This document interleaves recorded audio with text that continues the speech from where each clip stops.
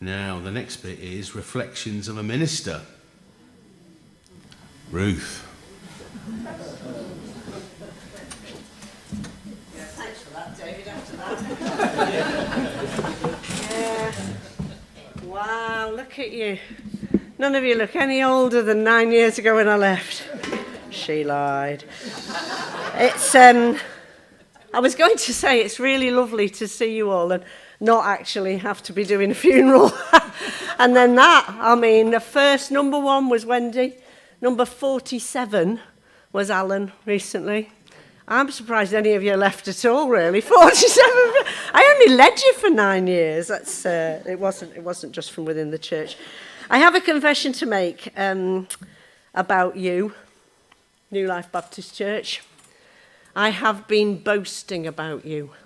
That's a really bad sin, right? But I was glad to find that 2 Corinthians 9 verse 2, Paul had been boasting also to the Macedonians. Now, I don't know where the Macedonians are, so it wasn't them I was boasting about you to.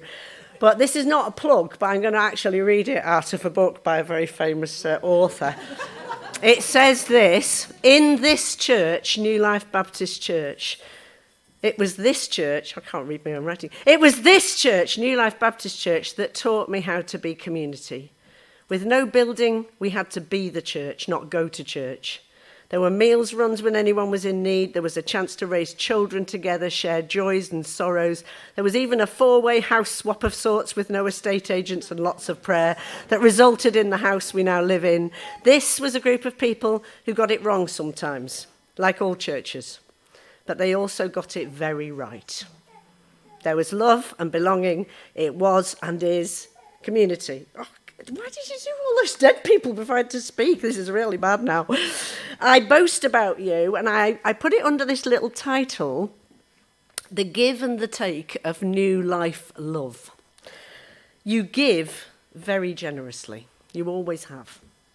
I talk to other ministers and leaders now and realise what we had together was not normal. It should have been much harder. It was only hard because I made it hard for myself. You were actually one of the easiest churches ever to lead. And when I talk about you and boast about you, I see the green come over people's faces. It was and continues to be a joy when I look back on it. You give your time, your friendship, your money, your houses, your cars. You give yourselves, things like 37. And I've realised now that that isn't normal.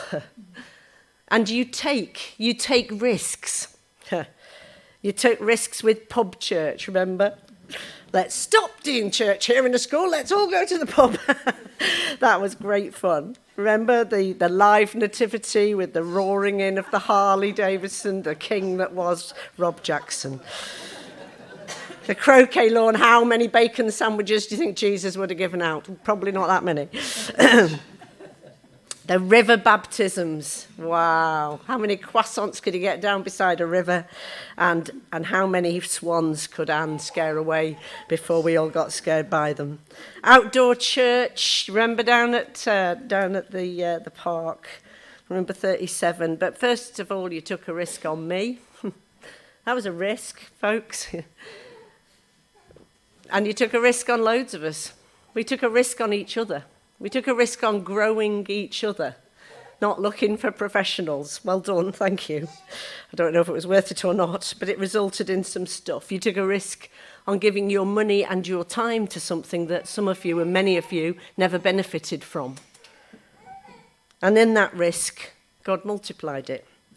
Because, and in that passage again, 2 Corinthians 9 verse 8 says, God blesses abundantly, so that in all things, at all times, having all you need, there's lots of alls, you might abound in every good work. There's lots of abounding going on there. That means an awful lot more than you really, really need. He's going to bless you abundantly so that you can overflow with the stuff. It's what you've always been doing. I don't think that stops at 20 years. In fact, it's just a new chapter. I think you're in really good heart. When I came the other week to preach to you, I was saying to Mark, maybe, we better go back and help them out. And I went away going, what a lovely church. in really good heart, with new faces I'd never seen before. Well done. It's not always the case in Baptist circles 20 years on to be in this good heart. So he will bless you abundantly, and he will take whatever you offer him that's honest. I'm led to John 6 just for a minute. You know, the picnics on the battlefield. I'm not going to go on about it, but I do love a picnic, as you know. And there's this feeding of the 5,000 that came to mind as I thought about this moment. And we've sat and had a lot of food together, haven't we? I mean, we have. And there's more. It's all right. But do you know what that little lad in that story in John 6 did? He didn't offer what he didn't have. He offered what he did have, and it wasn't enough. And when Jesus takes it, he blesses it, and he breaks it, and it multiplies. He's still doing that. But don't try and offer him what you haven't got. Don't try and pretend there's something in your hand when there isn't. Because he'll take what you've got, and he'll bless it, and he'll break it, and he'll still multiply it.